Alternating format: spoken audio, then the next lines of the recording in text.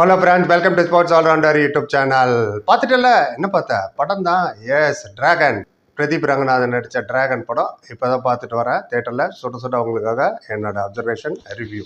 வழக்கம் போல் நிறைய பேர் கேட்பீங்க, எது இந்த சேனலில் போடுறாரு ஸ்போர்ட்ஸ் சேனல்னு. ஏன் போடக்கூடாது? ஸ்போர்ட்ஸுக்கும் சினிமாவுக்கும் சம்மந்தம் இருக்குது. எப்போதும் சொல்கிறது தான், ஐபிஎல் ஆகட்டும் எதுவாக இருந்தாலும். அதுவும் இல்லாமல் இந்த படத்தில் ஆர்சிபி ஃபேன் ஒரு ஹீரோ. ஆமாம், சிஎஸ்கே ரெஃபரன்ஸ் இருக்குது. தோனி வராரு, தோனி வந்தோன்னு விசில் பறகுது தேட்டரில். ஏன்னா ஒரு கம்பல்ஷனாகவே ஆகிட்டாங்க எல்லா படத்துலையும் இப்போது ஐபிஎல்ல காட்டுறது, especially CSK, RCB, Mumbai Indians.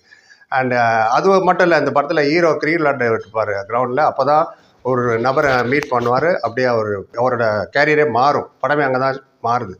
அதனால் cricket has played important role இந்த படத்தில். அதுதான் போதுமா ஜஸ்டிஃபிகேஷன். சரி, விஷயத்துக்கு போயிடுவோம். நான் எப்போதும் சொல்கிறது தான் theme, no shortcut for success, hard work will never ஃபெயிலுக்கான படம் தான் இது. அவே ஃப்ரம் த ஃபிலிம் பார்த்தாலும் படம் எடுக்கிறதுக்கு அவர் பட்ட கஷ்டங்களாகட்டும். பிரதீப் ரங்கநாதன், டைரக்ஷன் அஸ்வத் மாரிமுத்து. அவர் ஃபர்ஸ்ட் படம் oh my Kadavule, is known for innovative thinking. அவர் படம் தான் டைரக்ட் பண்ணியிருக்காரு, நல்லா போச்சு சக்ஸஸ்ஃபுல்லாக. அசோக் செல்வன், விஜய் சேதுபதிலாம் நடிச்சது. இவர்கிட்ட அந்த டேரக்டர் ஒரு நேக் இருக்குது, அது கன்வின்சிங்காக சொல்கிறத ஸ்க்ரீன் பிளே ரைட். அது முக்கியமான விஷயம். அதனால எக்ஸ்பெக்டேஷன் ஹை. பிரதீப் ரங்கநாதன் சொல்லவான heartthrob of 90s kid and 2K கிட்ஸுக்கெல்லாமே ஹார்ட் த்ரோப். அவர் லவ் டுடே, இன்னும் சத்யராஜ் 2 ஃபோன் எல்லாரும் லைஃப்பில் நீங்கள் சந்திக்காத விஷயமே கிடையாது இதுன்னு அவரே அந்த இன்டர்வியூவில் சொல்லியிருந்தார் லவ் டுடேல. அது தான் சப்ஜெக்டாக எடுத்து பண்ணால் டேரக்ஷன் அவர் தான் அந்த லவ் டுடே பிச்சுக்கிட்டு போச்சு அந்த படம். அதுக்கப்புறம் தான் overnight instant blockbuster அந்த படம். Overnight star became heartthrob அவரோட படம். இது 2வது படம். டைரக்ஷன் வர முதல்ல ஒன்று பண்ணியிருக்காரு, கோமாளின்னு, ஜெயம் ரவி வச்சு, ஞாபகம் இருக்குன்னு நினைக்கிறேன். ரைட். அதில் அந்த படிப்படியாக வந்து இந்த லெவலுக்கு வந்திருக்காரு.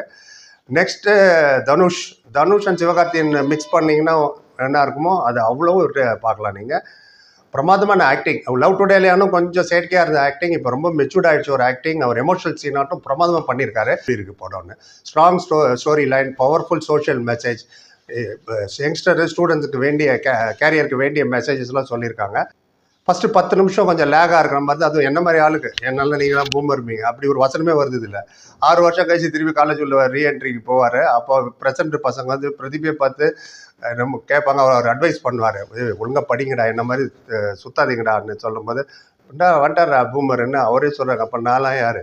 எனிவே அதை இருக்கட்டும். அந்த ஃபஸ்ட்டு 10 நிமிஷம் எனக்கு லேகாக இருந்து உங்களை மாதிரி யங்ஸ்டர்ஸுக்கு கண்டிப்பாக பிடிக்கும். Last 20 minutes steal the show. Anyway படத்துக்குள்ளே போவோம். +2ல் 96 மார்க் எடுத்தவர் நம்ம ஹீரோ. அவர் பேர் ராகவன். எனக்கு உடனே டேனியல் பாலாஜி தான் நான் ஒரு வேட்டையாடு விளையாடு படத்தை ஃபஸ்ட்டாக அதான் காலேஜில் இருக்கும்போது குடி, சிகரெட்டு, கும்மாளம், டான்ஸு, கல்ச்சுரல், அது இதுன்னு வழக்கமான ரொட்டீன் அந்த கலரெல்லாம் பண்ணிகிட்ருக்காரு. பிரின்சிபல் மிஸ்கின் பிரமாதமான ரோல். எடுத்தோடனே ஃப்ளாஷ்பேக்கில் தான் போகுது. யார் தெரியுமா? அந்த டிராகன், த ராகவன். அவரை பற்றி கதையை ஸ்டார்ட் பண்ணுறாரு. மிஸ்கின் தான் பிரின்சிபல்.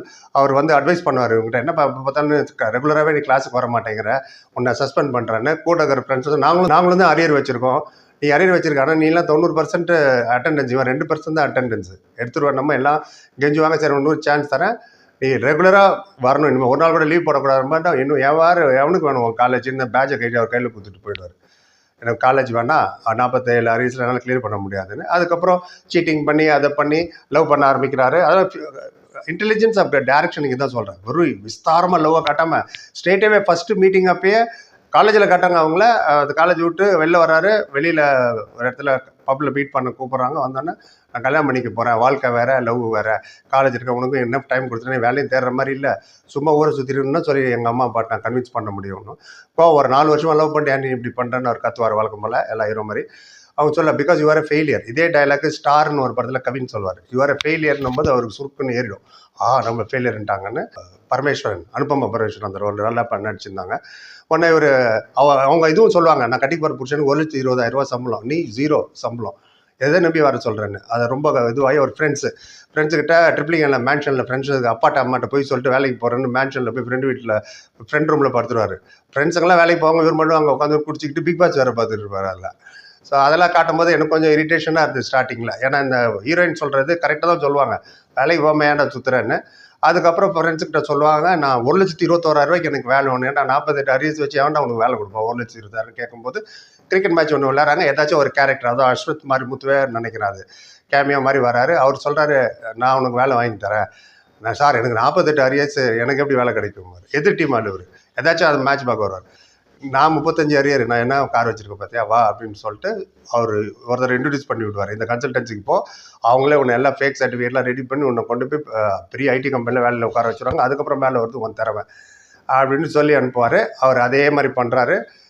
ஜாயின் ஆகிறார் கார்பரேட் கம்பெனியில். ஜிவிஎம் கௌதம் வாசுதேவன் அவர் தான் CEO, HOD, head of department. அவர் ஸ்கைப் இன்டர்வியூவில் வந்து சச்சவே அவங்க வந்து சீட்டிங் பண்ணுறதை காட்டுறாங்க. டப்பிங்கில் ஒருத்தர் பேசுவார், வாய் மட்டும் வச்சுப்பார்.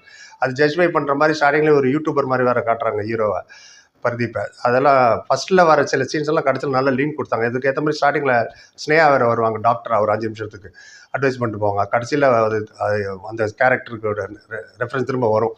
ஸோ லவ் ஃபெயிலியர்னு பைக் ஓட்டிட்டு போய் விழுந்து மண்டே உடச்சிப்பார். அப்போ தான் அந்த ஸ்னேகா கொடுக்குற அட்வைஸ். ஸோ இவர் போய் சேர்ந்துடுறாரு. ஃபேக் டிகிரியை வச்சு கடற்கடன்னு இம்ப்ரூவ் ஆகி இப்போ employee of the week, employee of the month, employee of the இயர்னு ஆகி ஒரு லெவலில் போய் இதுக்கு போகிற அளவுக்கு வந்துடுவார். யூஎஸ்க்கு ஒன்று ட்ரான்ஸ்ஃபர் பண்ணுறோன்னு ஒன்று அப்பா ஜார்ஜ், அதான் லோகேஷ் சினிமேட்டிக் யூனிவர்ஸில் வருவார்ல ஜார்ஜ் போலீஸ், அவர் தான் அவங்க அப்பா. அவர் வாட்ச்மேனை வேலை பார்க்குற வச்சு ஃபஸ்ட்டு படிக்க வைக்க பையன் வேலைக்கு போகிறான்னு நினச்சிட்டு இருப்பார். அவன் வந்து 10 லட்ச ரூபா வேணும், எனக்கு வந்து நல்ல கம்பெனியில் வேலை கிடைக்குது, செக்யூரிட்டி டிபாசிட்னு இருக்கிற நிலத்தை விற்று வாங்கி கொடுப்பாரு.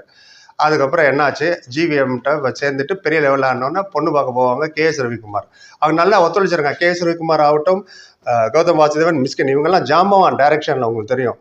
அவங்க மெனக்கிட்டு இந்த படத்தில் நடிச்சிருக்காங்கன்னா அந்த படத்தில் ஸ்டாஃப் இந்த பையன் மேலே வரணும், பிரதீப் பண்ணணும், ஒரு நல்ல நோக்கத்தோடு வந்திருக்காங்க. அதை ஜஸ்டிஃபை பண்ணியிருக்காரு படத்தில் ஹீரோ பிரதீப் ரங்கநாதன். ஸோ என்ன ஆகும், இன்டர்வல் பிளாக் வரணும் இல்லை ட்விஸ்ட்டு ஏதாச்சும் அதே மிஸ்கின் அந்த ஐடி கம்பெனிக்குள்ளே வருவார். இவனை பார்த்தோன்னே ஷாக் ஆகிடுவார். நீ எப்படி இவ்வளோ பெரிய ஆளான ஆடி கார் ஓட்டுற, அங்கே பெரிய பணக்கார பொண்ணை கல்யாணம் பண்ணிக்க போகிறேன் கேள்விப்பட்டேன், ஞாபகம் இருக்குல்ல 47 அரியர்ஸ்ன்னு பயப்படுவான். ஐயோன்னு ஓன்னு கத்துவார் அவர் பிரின்சிபல், என்ன ஏமாத்திரியா அப்படின்ட்டுன்னு. ஜிவிஎம் ஓடி வருவார். ஹெச்ஓடி என்னாச்சுன்னு மீட்டிங் ஒன்றும் இல்லை சார், ஒன்று அப்படி அவர் கால் வருவார். சார் நம்ம காப்பாற்றுங்க சார், லைஃபே போய்டுன்னும் போது சரி உனக்கு வாழ்க்கையில் 2வது சான்ஸ் கொடுப்பாங்க ஆண்டவன், உனக்கு நான் 2வது சான்ஸ் தரேன், 3 மாதம் உனக்கு டைம், 47 அரியர்ஸை கிளியர் பண்ணிட்டு திரும்பி வந்து வேலை ஜாயின் பண்ணிக்கோ, நான் எதுவும் சொல்ல மாட்டேன். ஆனால் நீ பண்ணலை, 43வது மாதம் நான் இங்கே இருப்பேன், உன்னோட சிஇஓட்ட வந்து சொல்லிவிடுவேன், உன் லைஃபை காலி, ஜெயிலுக்கு வர போயிடுவேன், ஞாபகம் வச்சுக்கோ. அதுக்கப்புறம் அதான் இன்டர்வல் பிளாக், ஐடி ட்விஸ்ட்டு. ஐடினா என்ன, இன்டர்வல் ட்விஸ்ட்டுன்னு வச்சுக்கலாமா? ஐடி வேறு, ஐடி இன்டர்வல் ட்விஸ்ட்டு, அதோட பிளாக், இன்டர்வல் பிளாக்கு செம்மையாக இருக்குது. அப்புறம் செகண்ட் ஹாஃப் என்ன பண்ணால் திருப்பி காலேஜ் உள்ள போகிறாரு. அவர் எக்ஸில் வர அதுக்கு லெக்சராக வராங்க. அந்த போர்ஷன்லாம் ரொம்ப நல்லா இருந்தது. பிரேமம் ரெஃபரன்ஸ் நிறையா இருந்தது. ஏன்னா டிராகன் 6 வருஷம் கழிச்சு திருப்பி அந்த காலேஜ் உள்ள போகிறார். அதுக்குள்ள ஒரு ஜூனியர் டிராகன் ஒன்று உருவாகிறார். அவர் யூடியூபர் தான். ரொம்ப ரொம்ப நல்லா பண்ணியிருக்காரு அந்த பையன். காமெடி டைமிங் ஆகட்டும், ஒன்ல என்ன பஞ்செல்லாம் பிரமாதமாக இருந்தது. ரசிக்கிறவங்க ஜனங்க விசில் பறகுது அவர் வர சீன்லாம். ப்ரொஃபஸராக அவங்களுக்கு ஹெல்ப் பண்ணுறாங்க, எப்படி நீ பாஸ் ஆகணும், எப்படி 47 எக்ஸாம் நான் பாஸ் பண்ணுவேன்னு அவன் சொல்லும்போது, நீ என்னோட எக்ஸல் அவர் தான், நான் ஒன்று அந்த எண்ணத்தில் என் ஹஸ்பண்ட் நல்லா தான் பார்த்துக்கிறேன், ஆனால் என் மனசுக்குள்ளே ஒரு கில்ட்டு போயிருக்கு. சில டைலாக் ரொம்ப நல்லாயிருக்கும். நான் ஒன்று ரொம்ப திட்டணும்னு எனக்கு தோணுச்சு. ஈஸியாக நம்ம திட்டிடுறோம், தப்பு பண்ணிட்டு போயிடுறோம், கடந்து போயிடுறோம். ஆனால் வாழ்க்கை ஃபுல்லாக அதை நம்ம கில்ட்டு நம்மளை உறுத்திக்கிட்டே இருக்கும். அது உறுத்திட்டே இருந்தது, அதனால் உனக்கு நான் ஹெல்ப் பண்ணுறேன்னு உனக்கு டியூஷன்லாம் எடுக்கிறேன்னு அவங்க சொல்லி கொடுப்பாங்க. 6 வருஷத்தில் மிஸ் ஆன போர்ஷன் என்ன பண்ணு ஏது பண்ணு அந்த மாதிரி அவங்க ரெடி பண்ணுவாங்க. அதே மாதிரி இவர் ஒரு டைலாக் சொல்லுவார் மிஸ்கின்னு, தெரியாமல் செய்கிற தப்புக்கு தான்டா மன்னிப்பு, தெரிஞ்ச செய்கிற தப்புக்கு திரும்ப செய்கிறதுக்கு மன்னிப்பே கிடையாதுன்ற டைலாக் ஆகட்டும். அதே மாதிரி சக்ஸஸ் பார்க்கறதுக்கு 10 லட்சம் நீ கொடுக்க மாட்டியாம்மா, அம்மாக்கு அவன் எப்போ இருக்கிற ஒரு வீடியோ அடகு வச்சுட்டு உனக்கு எப்படி 10 லட்சம் செக்யூரிட்டி கட்டும்போது சக்ஸஸ் ஆகணும்னா நம்ம சில தியாகம் பண்ணணுமா. ஏண்டா இன்னொன்று பற்றி சொன்னேன், அவ்வளோ கெட்டவன் அம்மா, நான் கெட்டவன் தான்மா, ஆனால் இன்னொருத்தவன் குடியை கெடுத்துட்டு நான் நல்லா வரணும்னு நினைக்கிற அளவுக்கு நான் கெட்டவன் கிடையாது, உங்கள் பணத்தை தானே கேட்குறேன்னு அந்த இடத்துல ஒரு ஜஸ்டிஃபிகேஷன் சொல்லுவார். இன்னொருத்தவன் குடியை கெடுத்து நீ மேலே வரக்கூடாதுன்னு தான் கடைசி கிளைமேக்ஸ் ட்விஸ்ட்டில் அது வரும். ரொம்ப நல்லா இருந்தது அந்த கடைசி 20 நிமிஷம். அதாவது மார்க் ஷீட்டில் பிரச்சனைகள் என்ன ஆகுது, ஹீரோ எப்படி என்ன பண்ணுறாரு, அந்த கல்யாணம் நடக்குதா இல்லையா தாலி கட்டுற நேரத்தில், வெரி எமோஷ்னல் கூஸ் மூமெண்ட். அது நல்லா ரசித்தாங்க. எதிர்பார்த்த எண்டிங் தான், பட் அந்த திரைக்கதையில் நீங்கள் எப்படி சொல்கிறீங்க அதுதான் ரொம்ப ரொம்ப முக்கியம். அதை ரொம்ப நீட்டாக அழகாக பண்ணியிருந்தார் அஸ்வத் மாரிமுத்து. எங்கள் அந்த ஃபைட் சீன் அல்கோரித்தம் வச்சுக்கிட்டு ஒரு ஃபைட் சீன் நடக்கும் கேன்டீனில். அதை சொல்கிற ஃபார்முலாவோட ஃபைட் பண்ணுறது நல்லா இருந்தது. ஆன்சர் பேப்பர் திருத்துறது, இந்த கோல்மால் பண்ணுற வேலைகளை காட்டுறாங்க. யூத்துக்கான அப்பீல் நிறையா இருக்குது. படம் ஃபுல்லாகவே யூத்துக்கான அப்பீல் தான். ஆர்சிபி ஃப்ரெண்ட்ஸ், ஏன்னா எத்தனை வாட்டி தான் நான் தோத்துட்டே இருப்பீங்க, இசால் கப்னு சொல்லிகிட்டே இருக்கேன், வெக்கமே இல்லையா அவனுக்கு மாப்பிள்ள. அதை ஹீரோ சொல்லுவார், ஒரு டீமை பிடிக்கணும்னா கடைசி வரைக்கும் ஃபாலோ பண்ணணும், ஜிஜே தான் ஃபாலோ பண்ணால் அவன் உண்மையான ஃபேனே கிடையாது, நான் ஆர்சிபி தான் ஃபாலோ பண்ணணுன்னு ஒரு டைலாக் வருது. அதில் நல்லா அந்த தேட்டரில் அப்ளோஸ் அதில். அண்ட் இந்த டேரக்டர் இருக்கார் இல்லையா, அவரோட இந்த படத்தில் யூ கேனாட் ஜட்ஜ் எந்த கேரக்டருமே நீங்கள் வந்து நெகட்டிவாக நம்ம பார்க்க மாட்டோம். ஈவன் தோ ஹீரோ வந்து இன்னும் நேரோ மைண்டடாக காட்டுறாங்க, நிறைய பொய் சொல்கிறாரு, நிறைய ராங் மூவ் எடுக்கிறாரு, இருந்தாலும் பீப்புள் ரசிக்கிறாங்க. அதே மாதிரி ப்ரொபோசலுக்கு நோ சொல்கிற ஹீரோயின் ஆகட்டும், பணம் கேட்கும் போதெல்லாம் அப்பா ஏதாவது அடகு வச்சு கொடுக்குற பணமாகட்டும். இதே மிஸ்கின் பிரின்சிபல் வந்து அவனை திட்டி அட்வைஸ் பண்ணிட்டு ஹெல்ப்பும் பண்ணுறாரு, அட்வைஸும் பண்ணுறாரு. அதே சமயத்தில் ஃப்ரெண்ட்ஸுங்கெல்லாம் வேலைக்கு போகிறாங்க, அவனுக்கு பணமும் கொடுத்து ஹெல்ப் பண்ணுறாங்க, அதே சமயத்தில் அட்வைஸும் பண்ணுறாங்க. அதெல்லாம் நல்லா கன்வின்சிங்காக எமோஷனல் டச் இருக்கிறதுனால அந்த சீன்லாம் ரசிக்க முடியுது. இதே இது வேறு படமாக இருந்தது, எமோஷனல் டச் இல்லைன்னு வச்சுங்க, யாருமே நம்ப மாட்டாங்க. என்ன இது நம்புற மாதிரியா இருக்குது, அவன் வேலை செய்யாமல் இங்கே போய் உட்காந்துருக்கான் அப்படி இப்படின்னு பேசுவாங்க. அந்த படத்துக்கு அந்த மாதிரி இடமே கிடையாது. அதனால் அழகாக நீட்டாக எடுத்துன்னு போயிருக்கு. படம் பிடிச்சிருக்கு, நல்லாயிருக்கு. நீங்களும் பார்க்கல தெரியல, போய் டக்குன்னு பார்த்துருங்க. ஒர்த் வாட்சிங். 2.5 மணி நேரம் போனதே தெரில. நல்லா இருந்தது. ஒரு 2-3 பாட்டு தான் வேறு இருக்கும். அதுவும் நல்ல காலேஜில் கல்ச்சுரல் பாட்டெலாம் ரொம்ப நல்லா இருந்தது. ரைட், உங்கள் கருத்து சொல்லுங்கள். இது ரொம்ப லாங்காக போச்சு. Like, comment, share, subscribe. Thank you so much.